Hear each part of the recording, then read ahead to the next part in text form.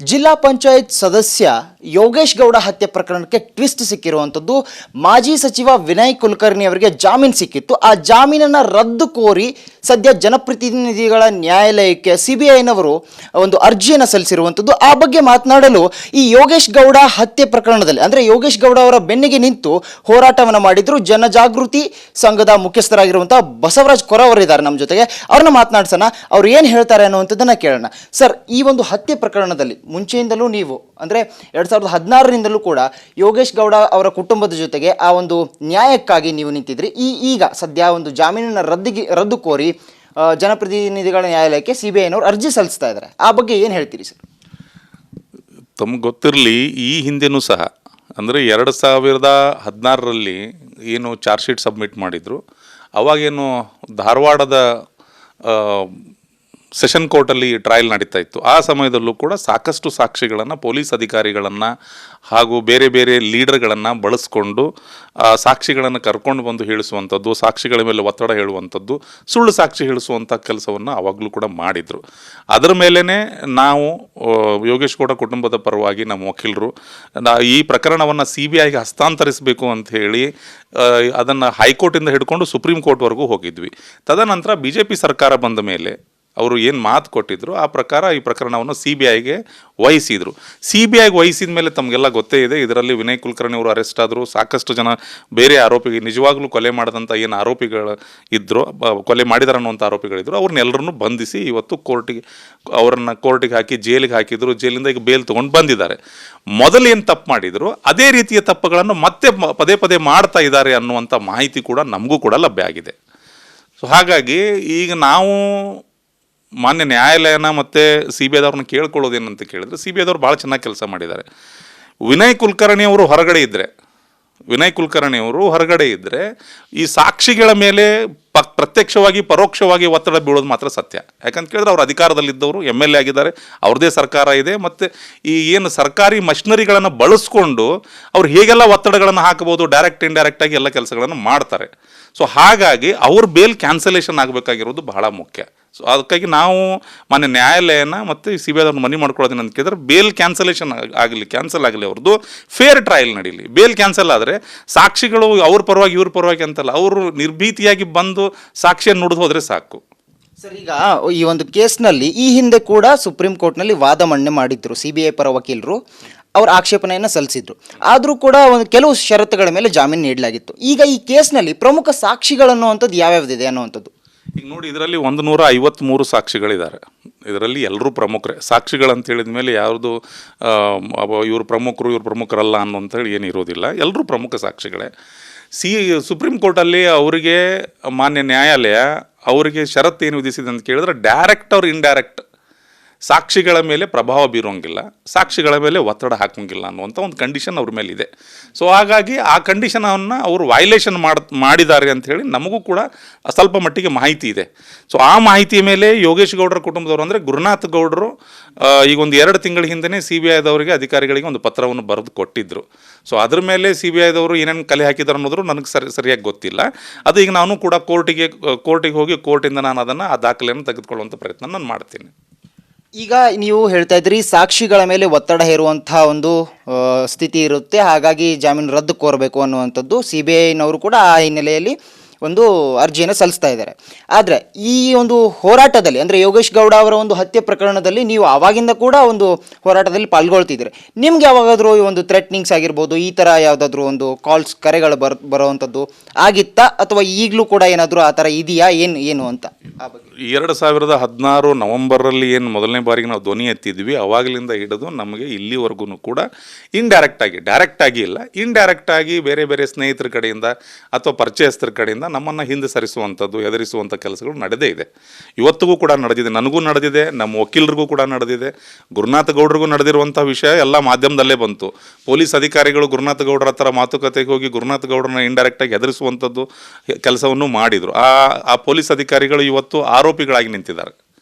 ಯಾರೆಲ್ಲ ಅವಾಗ ಸಾಕ್ಷಿಗಳನ್ನು ಹೆದರಿಸುವಂಥ ಕೆಲಸ ಮಾಡಿದ್ರು ಇವತ್ತು ಆರೋಪಿಗಳಾಗಿದ್ದಾರೆ. ಮತ್ತೆ ಈಗ ಪೊಲೀಸ್ ಅಧಿಕಾರಿಗಳು ಭಾಗಿಯಾಗ್ತಾ ಇದ್ದಾರೆ ಇದರಲ್ಲಿ. ಸೊ ಅಂದರೆ ರಾಜ್ಯ ಸರ್ಕಾರ ಇವರದೇ ಇರೋದ್ರಿಂದ ಅಧಿಕಾರಿಗಳನ್ನು ಇಲ್ಲಿ ಮತ್ತೆ ದುರ್ಬಳಕೆ ಮಾಡ್ಕೊಳ್ತಾ ಇದ್ದಾರೆ. ಈ ಹೆದರಿಸುವಂಥದ್ದು ಬಿಗಿನಿಂಗ್ನಿಂದ ನಡೆದಿದೆ, ಈಗಲೂ ಇದೆ, ಮುಂದೆನೂ ಇರುತ್ತೆ. ಈ ಕೇಸ್ ಮುಗಿಯೋವರೆಗೂ ಇದ್ದೇ ಇರುತ್ತದು. CBI ಅಧಿಕಾರಿಗಳು ಈಗ ಅಂದರೆ ಮುಂಚೆ ನೀವು CBI ಅಧಿಕಾರಿಗಳಿಗೆ ಕೊಡಬೇಕು, ತನಿಖೆಗೆ ಕೊಡಬೇಕು ಅಂತಿದ್ರಿ, ಈಗ ಅವರು ಸರಿಯಾಗಿ ಒಂದು ಕೇಸ್ನ ಮುನ್ನಡೆಸ್ತಾ ಇದ್ದಾರೆ ಅಂತ ಅನಿಸುತ್ತಾ ನಿಮಗೆ? CBI ಅಧಿಕಾರಿಗಳು 100% ಸರಿಯಾಗಿ ತನಿಖೆಯನ್ನು ಮಾಡಿದ್ದಾರೆ. ತನಿಖೆಯನ್ನು ಮಾಡಿದ ಮೇಲೆ ಎಲ್ಲ ಪ್ರಭಾವಿಗಳು ಇದರಲ್ಲಿ ಯಾರ್ಯಾರು ಇದ್ರು ಎಲ್ಲರ ಮುಖವಾಡಗಳು ಕಳಚಿದೆ. ಇವತ್ತು ಜನರ ಮುಂದೆ ಬಂದಿದೆ. ಸೊ ಹಾಗಾಗಿ CBIದವರು ಎಲ್ಲೂ ಕೂಡ ಇದರಲ್ಲಿ ತಪ್ಪಿದ್ದಾರೆ ಅಂತ ನನಗೆ ಅನಿಸೋದಿಲ್ಲ. ಭಾಳ ಚೆನ್ನಾಗಿ ಅವರು ಒಂದು ಎನ್ಕ್ವೈರಿಯನ್ನು ಮಾಡಿ ಚಾರ್ಜ್ ಶೀಟನ್ನು ಸಬ್ಮಿಟ್ ಮಾಡಿದ್ದಾರೆ. ಈಗ ಪೊಲೀಸ್ ಅಧಿಕಾರಿಗಳನ್ನ ಬಳಸ್ಕೊಂಡು ಸಾಕ್ಷಿಗಳ ಮೇಲೆ ಒತ್ತಡ ಹಾಕುವಂಥ ಕೆಲಸ ಈ ಹಿಂದೆ ಆಗಿತ್ತು ಅಂತ ಹೇಳಿದ್ರಿ ನೀವು ಮಾತನಾಡುತ್ತಿರಬೇಕಾದ್ರೆ. ಈಗಲೂ ಕೂಡ ರಾಜ್ಯ ಸರ್ಕಾರ ಅವ್ರದ್ದೇ ಇದೆ, ಹಾಗಾಗಿ ಮತ್ತೆ ಏನಾದರೂ ಸಾಕ್ಷಿಗಳ ಮೇಲೆ ಒಂದು ಪ್ರಭಾವ ಬೀರ್ತಾರಾ ಅನ್ನುವಂಥದ್ದು? ಬೀರ್ತಾ ಇದ್ದಾರೆ ಅಂತ ಪ್ರಾಥಮಿಕ ಮಾಹಿತಿ ನಮ್ಮ ಹತ್ರನೂ ಇದೆ. ಈಗ ಏನು ಸಾಕ್ಷಿಗಳು ನಡೀತಾ ಇದ್ದಾವೆ, ಕಳೆದ 2-3 ತಿಂಗಳಿಂದ ಸಾಕ್ಷಿಗಳನ್ನು ಕರೆದುಕೊಂಡು ಬರುವಂಥದ್ದು, ಸಾಕ್ಷಿಗಳ ಮೇಲೆ ಪ್ರತ್ಯಕ್ಷವಾಗಿ ಪರೋಕ್ಷವಾಗಿ ಒತ್ತಡವನ್ನು ಹಾಕ್ತಿರುವಂತಹ ಮಾಹಿತಿ ನಮ್ಮ ಹತ್ರನೂ ಇದೆ. ನಾನು ಈಗಲೇ ಹೇಳಿದ್ನಲ್ಲ, ಮಾಹಿತಿ ಇದೆ ನಮ್ಮ ಹತ್ರನೂ ಸಹ. ಸೊ ಆ ಕೆಲಸ ಅವ್ರು ಮಾಡ್ತಾ ಇದ್ದಾರೆ. ಸೊ ಅದಕ್ಕೆ ನಾನು ಮನವಿ ಮಾಡ್ಕೊಂಡಿದ್ದೇನೆ ಅಂತ ಕೇಳಿದ್ರೆ ಅವ್ರು ಬೇಲ್ ಕ್ಯಾನ್ಸಲ್ ಆಗಬೇಕು. ಇದು ಫೇರ್ ಟ್ರಯಲ್ ನಡಿಬೇಕು ಅನ್ನೋದಾದರೆ ಬೇಲ್ ಕ್ಯಾನ್ಸಲ್ ಆಗಬೇಕು. ಒಟ್ಟಾರೆಯಾಗಿ ಅಂದರೆ ಒಬ್ಬ ಜಿಲ್ಲಾ ಪಂಚಾಯತ್ ಸದಸ್ಯರ ಹತ್ಯೆ ಆಗಿರುವಂಥದ್ದು ಒಂದು ರಾಜಕಾರಣಿಗಳಿಗೆ ಈ ಥರ ಆದರೆ ಜನಸಾಮಾನ್ಯರಿಗೆ ಹೇಗೆ ಅನ್ನುವಂಥ ಒಂದು ಪ್ರಶ್ನೆ ಉದ್ಭವ ಆಗುತ್ತೆ. ಅದ್ರ ಬಗ್ಗೆ ನೀವು ಅವಾಗಿಂದಲೂ ಕೂಡ ಈ ಒಂದು ಹೋರಾಟದಲ್ಲಿದ್ದೀರಿ, ಏನು ಹೇಳಕ್ಕೆ ಇಷ್ಟಪಡ್ತೀರಿ ಸರ್? ನೋಡಿ, ನಾವೇನು ಹೋರಾಟ ಆರಂಭ ಮಾಡಿದ್ವಿ, ಈ ಹೋರಾಟದಲ್ಲಿ ನಾವು ಮೊದಲನೇ ಕೂಗೆ ಅದು ಧಾರವಾಡ ಇದು ಶೈಕ್ಷಣಿಕ ನಗರಿ. ಧಾರವಾಡದಂಥ ನಗರದಲ್ಲಿ ಜನಪ್ರತಿನಿಧಿಗಳೇ ಸೇಫ್ ಇಲ್ಲ ಅಂದಮೇಲೆ ಜನಸಾಮಾನ್ಯರ ಪರಿಸ್ಥಿತಿ ಏನು ಅನ್ನುವಂತಹ ವಿಷಯವನ್ನು ಇಟ್ಕೊಂಡೇ ನಾವಿನ್ನು ಹೋರಾಟವನ್ನು ಆರಂಭ ಮಾಡಿದ್ವಿ. ಯೋಗೇಶ್ ಗೌಡರು ಜಿಲ್ಲಾ ಪಂಚಾಯತಿ ಸದಸ್ಯರಾಗಿದ್ದರು, ಅವರು ಒಂದು ಪಕ್ಷದ ಕಾರ್ಯಕರ್ತರಾಗಿದ್ದರು, ಅವರೇ ಸೇಫ್ ಇಲ್ಲ. ಜನಸಾಮಾನ್ಯರ ಪರಿಸ್ಥಿತಿ ಏನಂತ ನಾವು ಹೋರಾಟ ಮಾಡಿದ್ದೀವಿ. ಈಗಲೂ ನಮ್ಮ ಹೋರಾಟ ಇರೋದೇನಂತ ಕೇಳಿದರೆ ಧಾರವಾಡದಲ್ಲಿ ಶಾಂತಿ ನೆಲೆಸಬೇಕು, ಧಾರವಾಡದ ಜನರಿಗೆ ಯಾವುದೇ ರೀತಿಯ ತೊಂದರೆ ಆಗಬಾರದು. ಹೀಗೆ ಖುಲ್ಲಾಗಿ ಜನಪ್ರತಿನಿಧಿಗಳು ಒಬ್ಬರನ್ನೊಬ್ಬರನ್ನು ಕೊಲ್ಲಿಸುವಂತಹ ಒಂದು ಪ್ರಯತ್ನ ನಡೀಬಾರದು. ಈ ಪ್ರಕರಣ ಒಂದು ಸಮಾಜಕ್ಕೊಂದು ನಿದರ್ಶನ ಆಗಬೇಕು ಅನ್ನೋದೇ ನಮ್ಮ ಹೋರಾಟ. ಎಲ್ಲೋ ಒಂದು ಕಡೆ ವಿನಯ್ ಕುಲಕರ್ಣಿ ಬೆಂಬಲಿಗರಾಗಿರ್ಬೋದು ಅಥವಾ ಕಾಂಗ್ರೆಸ್ ಪಕ್ಷದ ಒಂದು ಕಾರ್ಯಕರ್ತರಾಗಿರ್ಬೋದು, ಅವ್ರ ಕಡೆಯವರಾಗಿರ್ಬೋದು, ಒಂದು ಬಸವರಾಜ್ ಅವರು ಈ ಒಂದು ಪ್ರಕರಣವನ್ನು ತಮ್ಮ ವೈಯಕ್ತಿಕವಾಗಿ ಬಳಸ್ಕೊಳ್ತಿದ್ದಾರೆ ಅಥವಾ ಒಂದು ಹಂತದಲ್ಲಿ ಕುಲಕರ್ಣಿ ಅವರ ವಿರುದ್ಧವಾಗಿ ನಿಂತ್ಕೊಂಡು ಇದು ಮಾಡ್ತಿದ್ದಾರೆ ಅನ್ನುವಂಥ ಒಂದು ಅಭಿಪ್ರಾಯ ಪಟ್ಟಲ್ಲಿ ಆ ಬಗ್ಗೆ ಏನು ಹೇಳ್ತೀರಾ? ಅದಕ್ಕೇನು ತಲೆ ಕೆಡಿಸ್ಕೊಳಂಗಿಲ್ಲ ಸರ್. ಅವ್ರವ್ರ ಅಭಿಪ್ರಾಯ ಅವ್ರವ್ರು ಹೇಳ್ತಿರ್ತಾರೆ, ಅದ್ರ ಬಗ್ಗೆ ನಾವು ಯಾಕೆ ರಿಯಾಕ್ಟ್ ಮಾಡೋದು? ನಾವು ಮಾಡ್ತಿರೋದು ಏನಂತ ಕೇಳಿದ್ರೆ ನ್ಯಾಯಸಮ್ಮತವಾದಂಥ ಹೋರಾಟ. ಸೊ ಅದಕ್ಕೆ ನಮ್ಗೆ ಏನು ಬೇಕು, ನಮ್ಮ ವಕೀಲರು ಅಥವಾ ನಮ್ಮ ಯೋಗೇಶ್ ಗೌಡ್ರ ಕುಟುಂಬ ಗುರುನಾಥ್ ಗೌಡರು ಎಲ್ಲರೂ ನಮ್ಮ ಜೊತೆ ನಿಂತ್ಕೊಂಡಿದ್ದಾರೆ, ನಾವು ಹೋರಾಟ ಮಾಡ್ತಾ ಇದ್ದೀವಿ. ಈಗ ಯಾರ್ಯಾರು ತಮ್ಮ ಅಭಿಪ್ರಾಯಗಳನ್ನು ವ್ಯಕ್ತಪಡಿಸಿ ಎಲ್ಲರೂ ಮುಕ್ತರಾಗಿದ್ದಾರೆ. ಸೊ ಹಾಗಾಗಿ ನಾನು ಅದ್ರ ಬಗ್ಗೆನೂ ತಲೆ ಕೆಡಿಸ್ಕೊಳ್ಳೋದಿಲ್ಲ. ಅಂಥವು ಏನೂ ನನಗೆ ಬಂದಿಲ್ಲ, ಅಂಥವು ಯಾವುದೂ ಬಂದಿಲ್ಲ ನನಗೆ. ಸರ್, ಈಗ ಅಂದರೆ ಜಾಮೀನು ರದ್ದು ಕೋರಿ CBIನವರು ಈಗಾಗಲೇ ಒಂದು ಅರ್ಜಿಯನ್ನು ಸಲ್ಲಿಸಿರುವಂಥದ್ದು ಜನಪ್ರತಿನಿಧಿಗಳ ನ್ಯಾಯಾಲಯಕ್ಕೆ, ಕುಟುಂಬಕ್ಕೆ ಅಂದರೆ ಯೋಗೇಶ್ ಗೌಡ ಅವರ ಕುಟುಂಬಕ್ಕೆ ಆಗಿರ್ಬೋದು ಅಥವಾ ನಿಮ್ಮ ಒಂದು ತಂಡಕ್ಕಾಗಿರ್ಬೋದು, ಈಗ ಸದ್ಯದಲ್ಲಿ ಗೆಲುವು ಸಿಕ್ಕಂತಾಗಿದೆ ಅನ್ನುವಂಥದ್ದು, ಈ ಬಗ್ಗೆ ಏನು ಹೇಳ್ತೀರಿ? ಸರ್, ಗೆಲುವು ಅಂತ ಕೇಳಿದರೆ ಈ ಪ್ರಕರಣದ ಏನು ಇವತ್ತು ನ್ಯಾಯಾಲಯದಲ್ಲಿ ಟ್ರಯಲ್ ನಡೀತಾ ಇದೆ, ಇಲ್ಲಿ ಯಾವಾಗ ತಪ್ಪಿತಸ್ಥರಿಗೆ ಶಿಕ್ಷೆ ಪ್ರಕಟ ಆಗುತ್ತೋ ಆವಾಗ ನಮಗೆ ಗೆಲುವು ಸಿಕ್ಕಂಗೆ. ಈಗ ನಾವು ಪ್ರಾಥಮಿಕ ಹಂತದಲ್ಲಿ CBI ಕೊಡಿಸ್ಬೇಕು ಅನ್ನುವಂಥದ್ದು ನಮ್ಮ ಹೋರಾಟ ಆಗಿತ್ತು. CBIಗೆ ಸರ್ಕಾರ ಅವಾಗ ಏನಾಯಿತು, 2019ರಲ್ಲಿ ಯಡಿಯೂರಪ್ಪನವ್ರ ಸರ್ಕಾರ ಬಂದ ಮೇಲೆ ಅವರು CBI ಕೊಟ್ಟರು. ಅದು ಪ್ರಾಥಮಿಕವಾಗಿ ನಾವು ಅವಾಗ ನಮಗೆ ಒಂದು ಹಂತದ ಗೆಲುವು ಆಗಿದೆ. CBIದಲ್ಲಿ ಚಾರ್ಜ್ ಶೀಟ್ ಸಬ್ಮಿಟ್ ಮಾಡಿದ ಮೇಲೆ ನಾವು ಇವ್ರನ್ನ ಅರೆಸ್ಟ್ ಮಾಡಲಿ ಅವ್ರನ್ನ ಅರೆಸ್ಟ್ ಮಾಡಲಿ ಅನ್ನುವಂಥದ್ದು ನಮಗಿರಲಿಲ್ಲ. ಯಾರು ತಪ್ಪಿತಸ್ಥರದಾರೋ ಅವರನ್ನು ಬಂಧಿಸಲಿ, ಅವರು ಜೈಲಿಗೆ ಹೋಗಲಿ, ಅವರು ಮುಖವಾಡಗಳ ಕಳಚಲಿ ಅನ್ನುವಂಥದ್ದಿತ್ತು. ಅದರಲ್ಲಿ ಯಾರ್ಯಾರು ಇದ್ದಾರೋ ಅವ್ರನ್ನೆಲ್ಲರನ್ನು ತೆಗೆದುಕೊಂಡು ಬಂದು ಕೋರ್ಟ್ ಮುಂದೆ ನಿಲ್ಲಿಸುವಂಥ ಕೆಲಸ CBI ಮಾಡಿದೆ. ಸೊ ಹಾಗಾಗಿ ಇಲ್ಲಿ ನಾವು ಯಾರು ಅವರೊಂದು ಹೇಳ್ತಾರೆ ಇವರೊಂದು ಹೇಳ್ತಾರೆ ಅಂತ ಹೋಗೋಕ್ಕಾಗೋದಿಲ್ಲ. ಯಾವಾಗ ನ್ಯಾಯಾಲಯದಲ್ಲಿ ಈ ಪ್ರಕರಣಕ್ಕೆ ನ್ಯಾಯಾಲಯದಲ್ಲಿ ನ್ಯಾಯ ಸಿಗುತ್ತಲ್ಲ ಅವಾಗ ನಾವು ಗೆದ್ದಂಗೆ. ಒಟ್ಟಾರೆಯಾಗಿ ಈ ಪ್ರಕರಣ ಈಗ ಒಂದು ಹಂತಕ್ಕೆ ತಲುಪಿರುವಂಥದ್ದು. ಈ ಒಂದು ಕೇಸ್ ಹಂತದಲ್ಲಿ ನೋಡಿದಾಗ ಏನು ಹೇಳ್ತೀರಿ ಕೊನೆಯದಾಗಿ?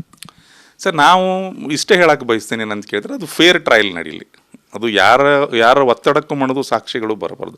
ಮೊದಲನೆಯದ್ದು ಕೋರ್ಟಿಗೆ ಸಾಕ್ಷಿದಾರರು ಬಂದು ಹೇಳೋದೇ ವಿರಳ, ಬಹಳ ಕಡಿಮೆ. ಅದು ಕೊಲೆ ಪ್ರಕರಣಗಳಲ್ಲಿ. ಸೊ ಇಂತಹ ಒಂದು ಪ್ರಕರಣ ಇದ್ದಾಗ ಸಾಕ್ಷಿಗಳ ಮೇಲೆ ಒತ್ತಡ ಹಾಕಿ ಕರ್ಕೊಂಡು ಬಂದು ಸಾಕ್ಷಿ ಹೇಳಿಸೋದು ತಪ್ಪು. ಸೊ ಅದು ನಡಿಬಾರದು. ಆ ಕಾರಣಕ್ಕಾಗಿ ಇದು ಫೇರ್ ಟ್ರಯಲ್ ನಡಿಬೇಕು. ಇದರಲ್ಲಿ ಶಿಕ್ಷೆ ಆಗುತ್ತೋ ಬಿಡುತ್ತೋ ಅದು ಮುಂದೆ ನ್ಯಾಯಾಲಯಕ್ಕೆ ಬಿಟ್ಟಂಥ ವಿಷಯ. ಫೇರ್ ಟ್ರಯಲ್ ನಡಿಬೇಕು ನಮ್ದಿಷ್ಟೇ. ಸೊ ಹಾಗಾಗಿ ವಿನಯ್ ಕುಲಕರ್ಣಿ ಅವ್ರ ಬೇಲ್ ಕ್ಯಾನ್ಸಲ್ ಆಗಲೇಬೇಕು.